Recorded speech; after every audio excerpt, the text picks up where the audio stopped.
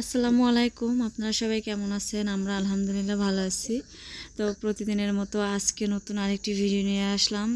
সকালবেলা এখন 10:30 বাজে। টাইম দেখে কাজ করতেছিলাম, তো টাইমটা বলতে পারছি আলহামদুলিল্লাহ।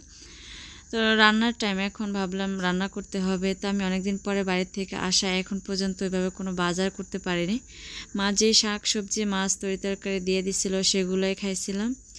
তো আজকে প্রায় 3-4 দিন, হ্যাঁ 3-4 দিন হবে বড় ভাবি কচু শাক রান্না করছে। মানে ঢাকা থেকে আসার পরে ভাবি যেই কদিনই রান্না করছে ওই কদিনই আমার দিছে। তো ভালো লাগছে, তো ভাবলাম যে আজকে একটু নিজেই রান্না করি। তো আমার দেবরে দেখে হাসতেছে যে মানুষ শহরের থেকে যদি আসে তারা সবসময় মাছ গোস এগুলাই খায়, আর এই আপনারই প্রথম দেখলাম যে আপনি তাও আবার কচু শাক খাইবেন। তা আমি বললাম যে না ভাই, আমি ভাবি যে কদিন রান্না করে দিছে তো ওই কদিন আমি খাইছি, ভালো লাগছে। তো প্রতিদিন একজনের রান্না করবে, প্রতিদিনই যে দিবে এটা তো কথা না। আমিও মানুষ একা, আমার গরিয়ন আবার কচু শাক অতটা খায় না। তো ভাবলাম যে অল্প করে রান্না করে আজকে না হয় আমি ইহা করে দিলাম। তো সে হাসতেছে যে মাছ মাংস রাইখা কেউ শাক সবজি কি খায়, কোন এগুলো আমরা খাম, মানে আমার একটু হ্যাঁ কেন যে পান দেয়, পান দিতেছিল, বুঝছেন এরকম অবস্থা। যাই হোক সে মজা করছে, আমিও আবার হ্যাঁ সাথে হ্যাঁ যেটা বলছে ওটার উল্টো জবাব দিয়ে দিছি। তো রিয়নে বলতে যে তুমি কচু শাক খাইবা কিসের জন্য, আমি তো এগুলো খাম না, একলা কয় পদ রান্না করবা। আমি কি কে তোমার কি খাইতে মনে কয় তোমাকে পিছনের কলমি শাকগুলো উঠে আনি ওগুলো আমার ভাজি করে দিও। এই আর কি অবস্থা, বুঝছেন। তো এখানে চারপাশে পানি ছিল, তো এই পানির ভিতরে অনেক কলমি শাক হয়। এই শাক আমরা বাড়িতে থাকতেও খাইতাম, আর এখন বেশিরভাগই লাবণীই খায়।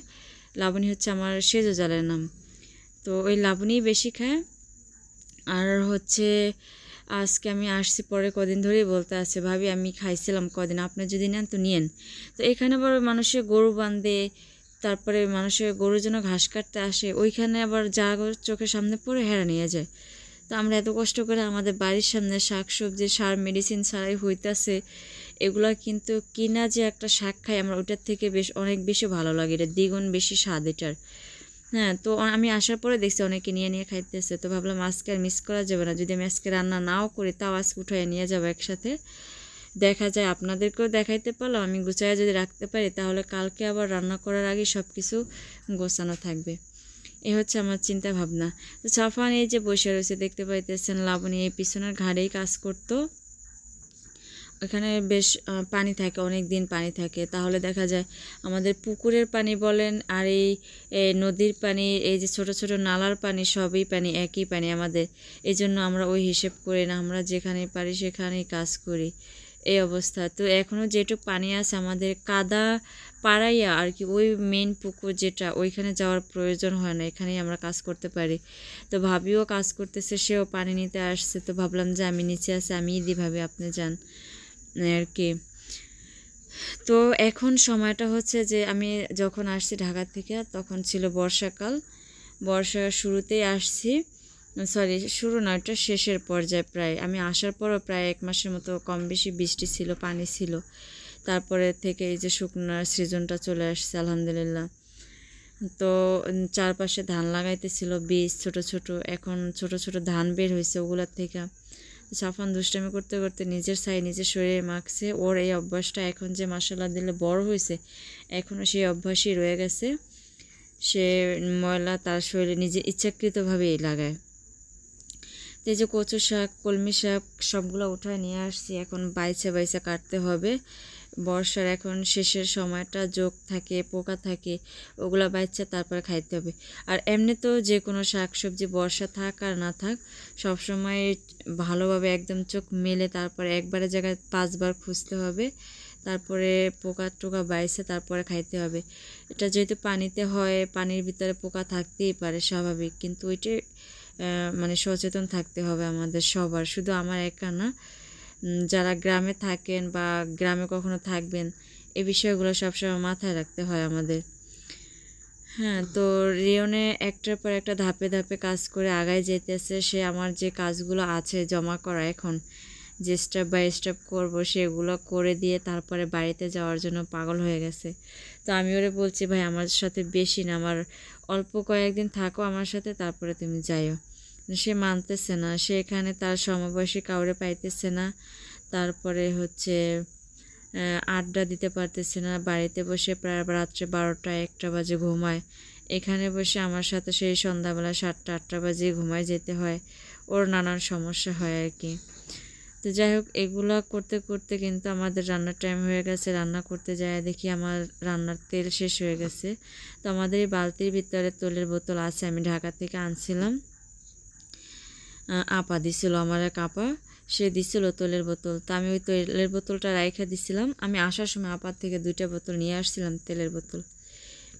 তো ওই তেলের বোতলগুলাই আমি রাখছিলাম যে বাড়িতে যাওয়ার পরে খাওয়া যাবে।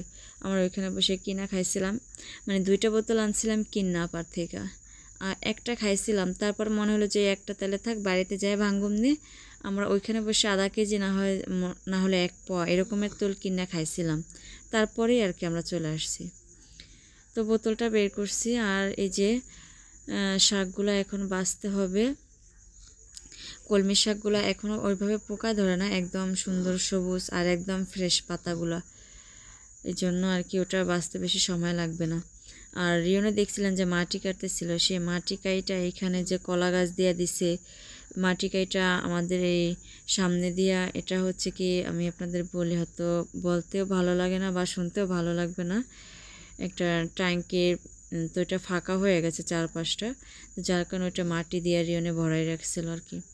তো রান্না বান্না শেষ করছি প্রায় অনেকগুলোর মতো। আর এই যে এখানে আমি একটু ভর্তা করতেছি, এই ভর্তাটা হচ্ছে কলা কচুর পাতার ভর্তা, এটা ভাবি দিয়ে গেছিলো পাতাটা আমারে। এমনি তো আমরা যখন ঢাকায় ছিলাম বা ঢাকা থেকে আসার পরে, ঢাকায় যাওয়ার আগে সব কিছুই আমরা যদি একটু ভর্তাও করতাম, তো এই মায়া বা মহব্বত জিনিসটা, এটা বড় ভাবির ভিতরে, আমার ভিতরে একটু অন্যরকমের, মানে বেশি। লাবণীর ভিতরেও আছে, লাবণীও হ্যাঁ এখন দেখা যায় আমাদের থেকে হোক বা যেভাবেই হোক ওটাও শিখছে। ও যদি কিছু রান্না করে তাহলে সবাই দিয়েই খায়। আর আমার ছোট ছেলের অভ্যাসটা ফেরাতেই পারলাম না, সে একটু আলাদা। কিন্তু লাবণী আগে এরকমই ছিল না, কিন্তু ইদানিং আলহামদুলিল্লাহ অনেকটা চেঞ্জ হয়েছে, সব কিছু ভাগাভাগি করি আমরা। তো আমাদের ভিতরে সব কিছু ভাগাভাগি বড় ভাবির ভিতরে আর আমার ভিতরেই হয়। কারণ আমি এক সময় একা থাকতাম, তখন ছিল নূপুর, দীপু, দীপু হচ্ছে নূপুরের ভাই, তারপরে ঝুমুর, ওরা সব সময় আমার সময় দিত। তো আমার একলা একলা ভালো লাগতো না, ওদের সাথে খাইতে খাইতে ওইখান থেকে আর কি একটা জিনিসের আদান প্রদান হয়ে যায়, এরকমের আর কি। তো আমার এই কাপড় চোপড়গুলো আমি যেগুলো আমার পরনে দেখতে পাইতেছেন, এগুলো কিন্তু বেশ অতটা পুরানাও না। তারপর দেশে আসার পরে যে কাদামাটির কাজ করে একদম বেশি বাজে হয়ে গেছে। তো এটা বাদ দিয়ে যদি আমার সুকেজের থেকে যদি 2টা ড্রেস নামাইয়ে পরি, তাহলেও সেই 1 সপ্তাহে একটু দেখতে ভালো লাগবে, তারপরে কিন্তু আর ভালো লাগবে না। কারণ যে পরিমাণে কাদামাটির কাজ করা হয়, তো দেখা যায় যে আমি মনে করি যে এই ময়লা কাপড়গুলো যেগুলো এখন আমি পরতেছি বর্তমানে, সব কাজ যদি এইগুলো পরে শেষ করি, আমি চুলা লেপা, ঘর লেপা, তারপরে কাদার কাজ শেষ করি, তারপরে যদি আবার 2টা ড্রেস নামাই তাহলে আবার ভালো হবে। এই জন্য আমি এই পুরান কাপড় চোপড়গুলোই ব্যবহার করতেছি। এগুলো আমার কাজকাম শেষ হয়ে গেলে এগুলো শেষ হয়ে যাবে ইনশাল্লাহ। তো দুপুরে খাওয়া দাওয়া করলাম, আর হচ্ছে গিয়ে কচু শাকটা রান্না করছি, কলমি শাকটা ভাজি করতে পারিনি সত্যি, ওইটা আমি বাইসা সুন্দর করে রাইখে দিছি। এখানে মাটি ভিজায় রাখছি, আমার সামনের পিলার সাইডটা লিপতে হবে এই জন্য। আর এখানে হচ্ছে গিয়ে একটু কাদা আমি আয়না রেখে দিছি গোসল করার আগে, রিয়নে আনছে সত্য কথা। আর একটার পর একটা কাদা দিতে দিতে চুলাটুক আমার এত বড় করছি, এতটা উঁচা করছি। এরপরে শুধুমাত্র আরেকটু শুকাইয়া গেলে সাইজটা, তারপরে চুলার মুখ চোখ এগুলো বের করতে হবে। এটুকু আর কি সময়ের অপেক্ষা। দেখা যায় ওইভাবে করে যদি আমার হাতে বা আমার ইচ্ছা যদি করতে পারতাম, তাহলে একদিনের ভিতরে শেষ করার চেষ্টা করতাম। কিন্তু এটা হচ্ছে গিয়ে ধাপে ধাপে কাদা দিতে হয়, ধাপে ধাপে শুকাতে হয়, এই জন্য আর কি সময় লাগতেছে আর কি। তো এগুলো হচ্ছে আমি বিছানাগুলো সব সময় বরাবরের মতো আগে আমার বাইরের কাজের আগে আমার ঘর দুয়ার গোছানো থাকতে হবে। তো সব কিছু গোছায় রাখছি। সাফওয়ান এদিকে ঘুমাইয়ে গেছে গা, ও একদম কাদা মাখা শরীরে, কাদা মাখা বলতে দেখেন না, খেলতে খেলতে ঘুমাইয়ে গেছে গা। এটা হচ্ছে যে কি বল, আমি 2-3 দিন বসে, আর আরেকটা জিনিস আপনাদের বলি, আমি বলতে ভুলে গেছি, ক্ষমা করবেন সবাই। আজকে কালকে সকাল বিকাল 3 দিন 4 দিন মিলায়া একটা ভিডিও করছি। একদিন আমি একটা ভিডিও শেষ করতে পারিনি, দেখা যায় তখন আমার মন মানসিকতা ভালো ছিল না। তারপরে ভিডিও ছাড়তে পারতেছি না, কি হলো, কিন্তু তখন আমার সঠিক জানা ছিল না যে কেউ আমার পিছনে এরকমের লেগে আছে, কেউ আমার পিছনে থেকে ক্ষতি করতেছে। তখন আমার এটা মানে আমাদের কাউরই জানা ছিল না, সেজন্য আর কি ওইভাবে করে ভালো লাগে না, কিন্তু কাজ করি। আমার মন ছিল ওদিকে যে কি হইলো, কেন হইলো, এরকমের আর কি। হ্যাঁ, এই জন্য আর কি দেখা যায় আজকে দুপুরের, কালকে দুপুরের, কালকে রাতের, আজকে সকালে এরকমেরভাবে আর কি ভিডিওগুলো আমার করা। তো দেখা যায় এখন অনেক দিন হয়ে গেছে, আমি নিজেও ভুলে গেছি যে কোথায় কি বলতে হবে, কোথায় কি করতে হবে, এটা আমি নিজেও ভুলে গেছি। এরকমের একটা অবস্থা এখন। তো সবাই ক্ষমা করবেন, আর আমার এই নতুন চ্যানেলটা সবাই সাবস্ক্রাইব করবেন। পিছনে যেটা গেছে সেটা তো চলে গেছে, আমি এটা ভুলে যেতে চাই। ওটার জন্য অনেক চেষ্টা, অনেক কিছু ছিল আমার, সব কিছু বিফলে গেছে। যাই হোক, সেটাও আমি মনে করি আল্লাহরই ইচ্ছা। তো এই যে চারপাশটা একদম সবুজ, আমি গাছগুলো আমাকে রিয়ন লাগাইছে, ওই গাছটা দেখার পরে এখন সবাই গাছ লাগানোর জন্য পাগল হয়ে গেছে। আমার সাহায্যে দেবরে লাগাইছে, আমার মামা শ্বশুরা সবাই লাগাইতেছে আমার গাছ লাগানো দেখা। তো আমাকে বাড়ির ভিতরে আমি ফার্স্ট টাইম লাগাইছি।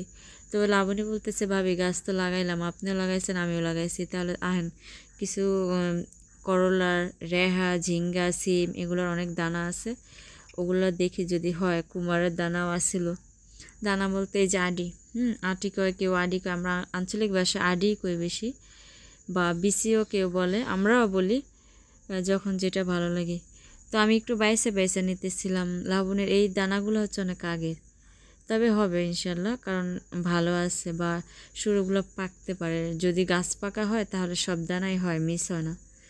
তো ভাবলাম যে এগুলো নিয়ে যাই, যদি সম্ভব হয় ওইখানে ফালাইয়ে রাখি। গাছ হইলে তাহলে দেখা যায় দূরে দূরে লাগানো যাবে, ওইখানে রাইখা তারপরে সুন্দরভাবে মানে গাছটা উঠাই, এটা আর কি আমাদের চেষ্টা। তো যাই হোক, এগুলো আমরা বাইসা নিতে আছি। আর এই যে একজন ভাই দেখতেছেন আমাকে, সাফওয়ানের ভাই, সাফওয়ানের অগমতি হয়েছে ডুপ্লিকেটেরা। হ্যাঁ, আমার ছোটো জালের ছোট ছেলে, ও হচ্ছে, ওর নাম হচ্ছে রিয়ন, আমার ভাইয়ের নাম রিয়ান, ওর নাম রিয়ান, এরকম আর কি। তো আমার ছোটো দেবরে আসছে কাজের থেকে, ভাতের বাটি, কাপড় চোপড় সাথে নিয়ে আসছে, একটা ফার্মের মুরগি, 1 বস্তা চাল। হ্যাঁ, আমি এখন আয়সা ডাকাডাকি করতেছে, মুক্তা মুক্তা করে। আমি বলতেছি, ডাকো কেন? ঘরে তালা মারা, কই গেছে? তো আমার সে যে জালে বুঝে দাঁড়ায় রয়েছে, সে বলতেছে, মুক্তা তো গেছে পাশের বাড়িতে, আমার এক মামা শ্বশুরে বউ আনছে, সেই বউ দেখতে গেছে, আমার মামি শাশুড়ি দেখতে গেছে। তো আমি যে ক্যামেরাটা ধরেছি, সজীব একটু লজ্জা পাইছে। এই যে দেখেন না, একজনে হিংসা ফিন্নারি করে আমার সাথে, তারপরে যে গাছ লাগাইতেছে। তো আমার বলতেছে যে আপনার আগে আমি গাছ মানে গাছ না তো সরি, গাছের ফল খামু। তা আমি বলছি যে ভাগ্যে যদি থাকে তাহলে যার ভালো লাগবে সেই খাইবে, আমারও যদি ভাগ্যে থাকে তাহলে খাবো। লাগাইছি তো অনেক আশা করে, সবাই আশা করেই লাগায়। তা আমি আশা করে লাগাইছি, যদি ভাগ্যে থাকে তাহলে খাবো, না তুমি যদি আমার আগে খাইও সমস্যা নেই আর কি। তো যাই হোক, কে আগে খায় বা না খায় সেটা আপনাদের সাথে শেয়ার করবো ইনশাল্লাহ, যদি বেঁচে থাকি। তো এই মুরগিটা যে হাঁটতেছে দেখতেছেন, এটা হচ্ছে জবাই করার জন্য, এটা পালার জন্য না, কিন্তু এখন রাখতে পারতেছে না দেখা হাতে, এই জন্য ছাইড়া দিছে। তো সাফওয়ান ছিল এতক্ষণ উপরে কোলে, এখন সে সজীবরে পায়া, সজীবরে ওর আব্বু, মানে সালমানের আব্বু আর সজীব ওর ছোট কাকা, সেম সেম সেম। যারা কখনো আমার ছোট দেবরে না দেখছে তারা ওটাই ভাবে সালমানের আব্বু, আবার যখন সালমানের আব্বুরে যারা না চিনে তারা ওই রকমের ভাবে ওইটাই সালমান, মানে ওদের দুজনের কেউ ওইভাবে করে ধরে রাখতে পারে না, বুঝছেন, এরকম অবস্থা। তবে সালমানের আব্বুর থেকে আবার সজীবের আলাদা, ও কিন্তু আলাদা অনেকটা, কিন্তু মানুষে বুঝতে পারে না। কেন বুঝতে পারে না সেটা আমি নিজেও জানি না, কিন্তু আমরা অনেকেই বুঝতে পারি যে আলাদা আলাদা, কিন্তু এক মার পেটের ভাই বোন তো একটু তো মিল থাকবেই। হ্যাঁ, আর এই যে দেবরে আছে, সে অনেক গাছ লাগাইতেছে আর অনেক কি করতেছে, ঠাট্টা করতেছে। হ্যাঁ, আমাদের আগে সে গাছ ফল খাবে এটা নিয়ে। তো সাফওয়ান এই যে ওর কাকার কোলে আছে, সময় দিতেছে, আর মুরগিটা হচ্ছে গিয়ে সাফওয়ান ডরা, এই জন্য সজীবে হাতে নিয়ে বসে রয়েছে। তো সবাই ভালো থাকবেন, আসসালামু আলাইকুম।